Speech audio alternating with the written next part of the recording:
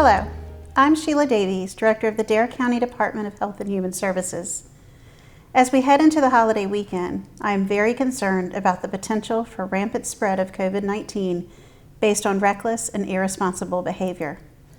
The majority of our positive cases over the past 10 days have been the result of local spread. 27 cases are directly linked to spread that originated from individuals attending a large party, acquiring the virus, and then spreading the virus to other friends and family members, one of which is hospitalized now out of the area. This virus remains highly contagious and very unpredictable. The hospital and urgent care centers are reporting that they are seeing a number of individuals who were originally asymptomatic or mildly symptomatic when they first tested, now seeking medical care for worsening symptoms.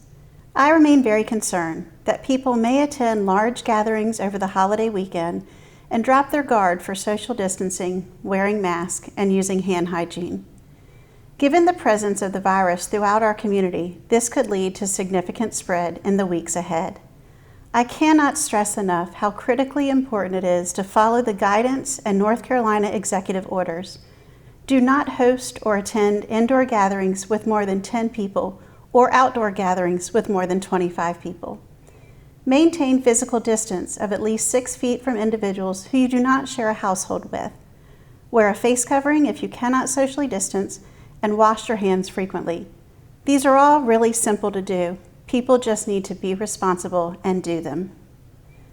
This week, we have experienced some disturbing and irresponsible behavior from individuals who are being called by our team members regarding isolation and quarantine. We are required to contact individuals who have either tested positive for COVID-19 or who were determined to be a direct contact of a laboratory-confirmed positive case. This week, our callers have been hung up on and spoken to inappropriately when they have called. Additionally, people have refused to cooperate, refused to provide critical information for contact tracing, and indicated that they will not comply with quarantine and isolation orders. As a result of this lack of cooperation, I've had no other alternative than to issue isolation and quarantine orders to a number of individuals. A quarantine order is issued to someone who has been identified as a direct contact of a laboratory-confirmed positive case and requires the individual to stay at home for a minimum of 14 days. An isolation order is issued to an individual who has tested positive for the COVID-19 virus, and that individual must stay in isolation until otherwise directed by the health department, based on the presence of symptoms or time in isolation.